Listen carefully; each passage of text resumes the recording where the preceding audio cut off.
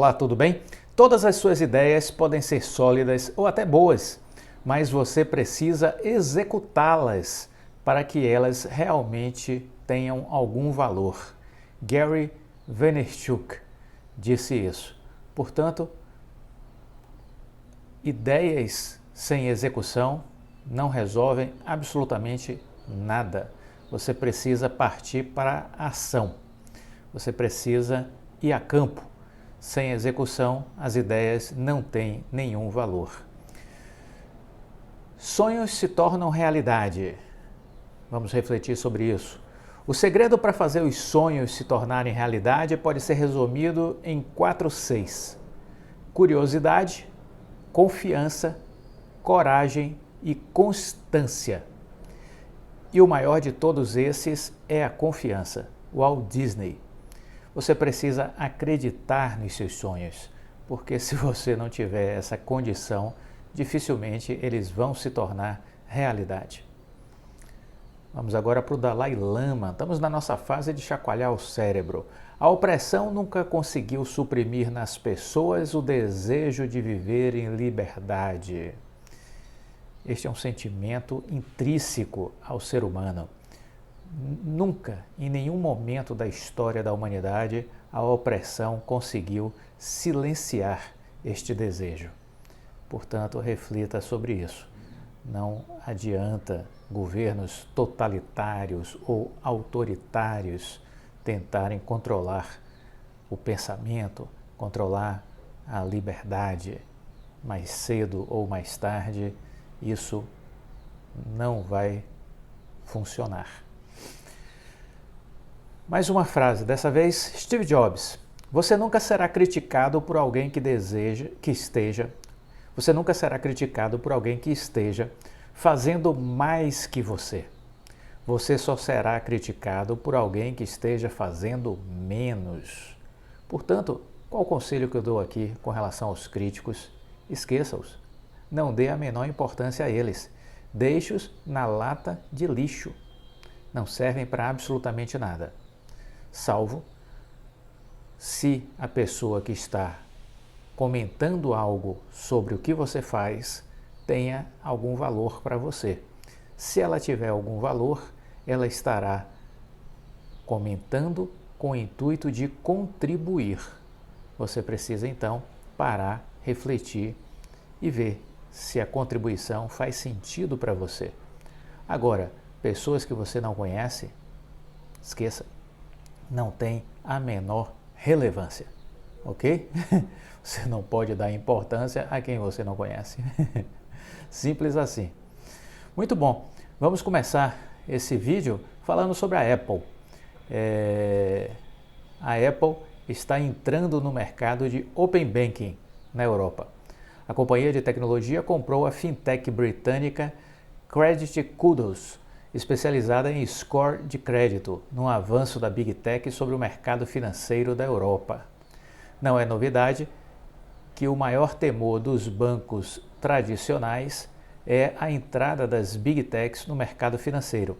E a Apple, hoje empresa avaliada em 2,8 trilhões de dólares na Bolsa Americana, vem trabalhando para se consolidar nesse mercado usando a sua enorme capilaridade e poder de fogo. Além de sua carteira digital, a Apple Pay, a companhia lançou em 2019 o seu cartão próprio nos Estados Unidos, o Apple Card, em parceria com o Goldman Sachs. Segundo os dados mais recentes da consultoria Cornerstone Advisors, a empresa da maçã teria 6,4 milhões de usuários no seu cartão de crédito nos Estados Unidos. A Big Tech também tem se movimentado para surfar no segmento Buy Now, Pay Later, o bom e velho crediário que está ganhando tração no mercado americano, onde movimentou 100 bilhões de dólares em 2021, 80 bilhões de dólares a mais do que em 2020. Não à toa suas ações subiram recentemente por conta disso. Agora a Apple está se preparando para intensificar suas ações na Europa e até lançar o seu cartão de crédito no velho continente. De acordo com a CNBC, a companhia comprou a fintech britânica Credit Kudos, que atua no segmento de Open Banking.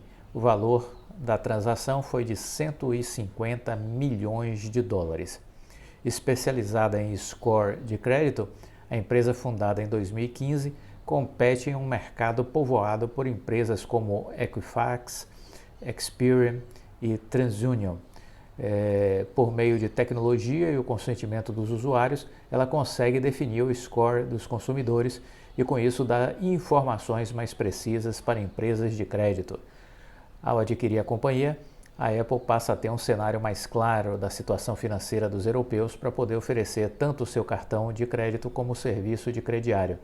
Nos últimos tempos, bandeiras de cartões passaram a olhar as fintechs de Open Bank com lupa.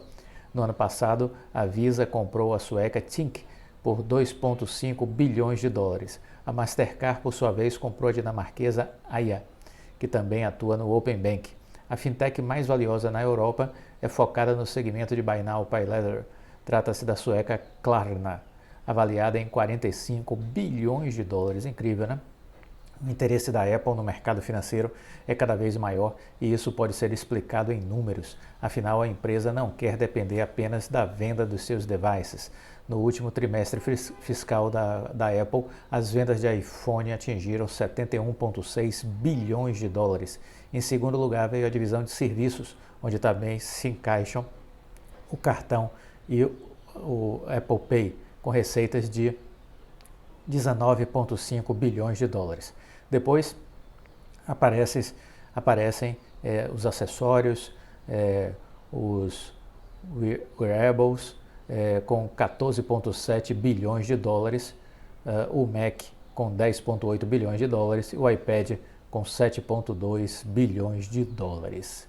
Então, fiquemos de olho nesse mundo da tecnologia, fiquemos de olho na Apple, uma gigante, a maior empresa do mundo, né?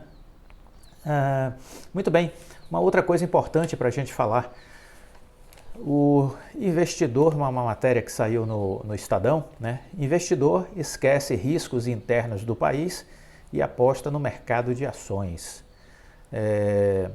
O Brasil voltou a ser um dos países preferidos para os investidores globais do mercado financeiro e tem atraído, em média, 1,39 bilhão de reais por dia no mês de março na Bolsa de Valores.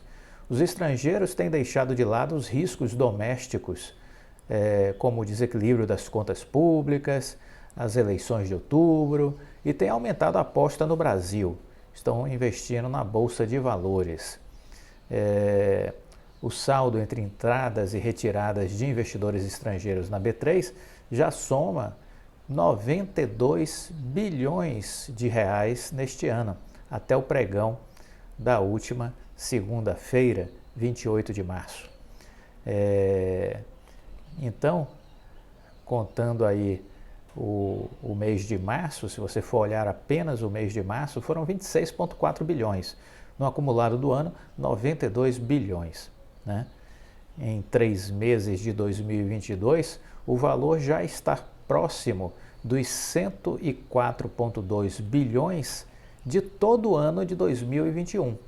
Então veja, em 3 meses de 2022, o valor está próximo dos 104,2 bilhões de todo o ano de 2021, do saldo dos estrangeiros na Bolsa no ano passado.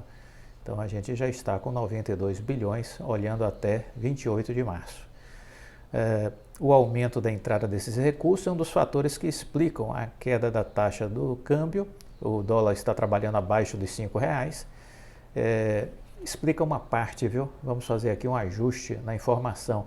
A outra parte que explica isso é a entrada de dólares via compra de commodities. O Brasil tem uma agenda grande de venda de commodities, está vendendo bastante commodities, então são essas duas, vamos dizer assim, portas de entrada do dólar no Brasil, mediante transações de compra de produtos de empresas de commodities, por exemplo, comprando o minério de ferro da Vale, paga em dólar, paga em euro, entendeu?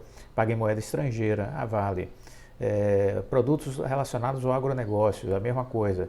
Então, moeda estrangeira entrando via o setor de commodities. E a outra vertente, a outra porta de entrada de moeda estrangeira é a Bolsa de Valores, ok? O dinheiro de fora ajuda a reduzir as pressões inflacionárias, tem esse lado bom, né? Ajuda a reduzir as pressões inflacionárias e amortece novos choques externos sobre a economia brasileira. Somente grandes fundos globais de ações destinaram 7,7 bilhões ao mercado brasileiro nos 3 primeiros meses do ano. Também no último dia 28, de acordo com o levantamento da consultoria americana EPFR, foi divulgado esses números, né? Em 2021, os fundos monitorados por esta consultoria destinaram 14 bilhões de dólares ao Brasil. O fluxo de março está positivo em 3 bilhões de dólares, é o maior desde o início da pandemia. Houve também aumento na destinação de dinheiro estrangeiro para diversos emergentes nos últimos meses. Mas, segundo os profissionais do mercado financeiro, o Brasil está se destacando pelo tamanho e pela preferência com relação ao nosso mercado de ações. Nós temos uma excelente elite empresarial no Brasil, temos grandes empresas e temos um mercado diversificado, um mercado vamos dizer assim, grande do ponto de vista de consumo, e também temos segmentos qualificados na nossa economia que respondem também pelo bom desempenho de algumas empresas que trabalham com o público classe A e classe B também.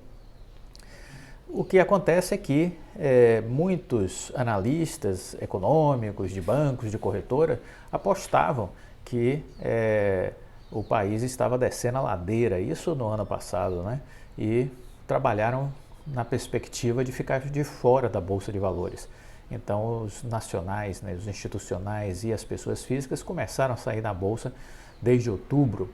Movimento inverso fez os estrangeiros, que começaram a entrar com vontade, com muito apetite, e eles estavam certos.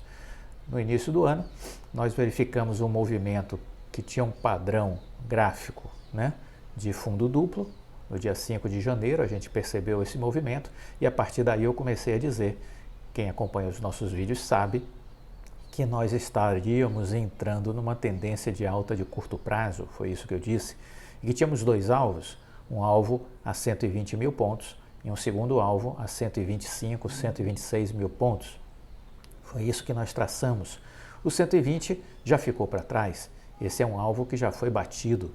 Nosso próximo alvo agora são os 125 mil pontos. Vamos buscá-los e vamos monitorar o fluxo estrangeiro, porque são eles que movimentam a Bolsa, né? Enquanto o estrangeiro estiver entrando, Bolsa para cima. Não há como pensar diferente. E aí, a depender de como a gente chegue nessa região dos 125 mil pontos, é possível que haja volume e força para que a gente vá buscar a nossa máxima histórica do ano passado em real, que foi 130.700 pontos. Não será surpresa, este é um cenário que eu passei agora a considerar. Eu não considerava no início do ano, mas agora já passei a considerar. Isso mostra que renda variável é um processo de avaliação, de análise dinâmico. Você não pode ficar estagnado. Então, é preciso estar acompanhando o desenrolar semana a semana do mercado de ações e assim montar as nossas estratégias. Muito bom. Vamos falar agora uma notícia que tem a ver com telecom, né, e diz respeito a todas as empresas de telecom, incluindo a Oi, né? Limitações em postes, postes de energia elétrica, limitação em postes, tem sido o motor para a aquisição de pequenos provedores. Vocês se recordam que eu já falei aqui no canal que nós vamos passar por uma grande consolidação no mercado de fibra ótica, não é? Pois bem, há vários motivos para isso e um deles também é esse, um limite físico do ponto de vista do uso dos postes entre operadores de telecom. Isso tem servido como um dos motores para as aquisições entre provedores regionais. A constatação foi de um relatório do BTG Pactual sobre o impasse para compartilhamento de ativo junto às distribuidoras de energia. No documento, o BTG estimou que o compartilhamento com um segmento que pode exigir até 12,9 bilhões de reais das teles em aluguéis. Com o crescimento da penetração e da concorrência na banda larga, o conceito de direito de passagem nos postes estaria se tornando um ativo cada vez mais valioso e também uma barreira de entrada em algumas cidades. Comprar outros fornecedores é uma das poucas maneiras de entrar no mercado, senão você fica de fora, disse o BTG no seu relatório. Alguns provedores estão inclusive adquirindo outros para oferecer seus serviços na região, já que os postes atingiram o máximo da capacidade. Segundo o relatório, este ainda não seria o caso de algumas cidades como São Paulo, mas sim o de estados também saturados, como Paraná e Santa Catarina. Como exemplo, a análise da instituição financeira citou a aquisição recente da catarinense TVC pela Unifique, da mesma unidade federativa. À primeira vista, a aquisição não parece fazer muito sentido, principalmente porque a Unifique pagou R$ 2,5 mil por assinante, o que é caro dado o número de clientes da TVC e a tecnologia desatualizada da empresa. A empresa, a TVC, possuía 8 mil assinantes, sendo a maior parte em HFC, considerada inferior à fibra ótica. Mas a estratégia era justamente o direito de passagem em postes que a TVC tinha nessa região penetrada. Com o movimento, a Unifique abriu caminho para oferecer seus serviços em uma região com potencial mercado de 50 mil assinantes, o que seria muito mais difícil sem aquisição, devido à falta de postes livres na região, completou o BTG Pactual. Em Florianópolis, uma estratégia semelhante teria sido adotada visto a aquisição de direitos em postes antes do ingresso da companhia no mercado de varejo da cidade. Como alternativa à briga pelos espaços remanescentes em postes, o BTG Pactual acredita no potencial das redes neutras. Fundos geridos pelo próprio banco adquiriram o controle da Vital, a empresa de infraestrutura criada pela Oi para atuação nesse segmento.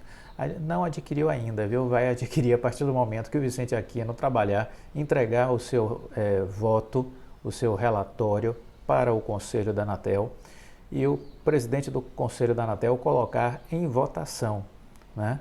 E conceder a anuência prévia para a Vital ser negociada com o BTG Pactual. Por hora, ela é uma empresa 100% Oi. A crescente escassez de espaço pode acelerar a migração para o modelo de compartilhamento de infraestrutura, afirma o relatório do BTG Pactual. Em paralelo, a opção por redes subterrâneas é classificada como pouco factível, dados os custos que são proibitivos. Segundo um cálculo da Enel, o quilômetro de dutos para instalação do gênero poderia custar 5,5 milhões de reais. Outro grande empecilho seria a necessidade de obtenção de licenças junto às prefeituras. No momento, uma proposta para um novo regulamento de postes entre os setores de energia e telecom está em discussão nos dois reguladores setoriais, a ANEEL e a Anatel. Uma solução para o impasse não é esperada para este ano. Então veja, temos mais uma razão que vai justificar esse acelerar da consolidação do mercado de fibra ótica. E a Oi será uma das grandes compradoras. Oi e Vivo serão as grandes compradoras desses pequenos provedores, né? Em especial a Oi, porque vai ter na Vital 30 bilhões de reais para investir entre este ano e até 2024. Então são 30 bilhões de reais para investir e vai passar por isso, né, por aquisições de empresas de fibra ótica. Por todas essas razões elencadas, né? O mercado é muito pulverizado, deixará de ser. Você, para expandir rápido, vai expandir adquirindo empresas que já existem e, inclusive, por conta dessas limitações de passagem nos postes, a saída vai ser comprar provedores que já ocupam os espaços, né? Dizemos isso desde o ano passado. Quem acompanha o canal sabe disso. Gostou do vídeo? Deixa o like, compartilhe com os amigos. Fique com Deus e até a próxima. Tchau!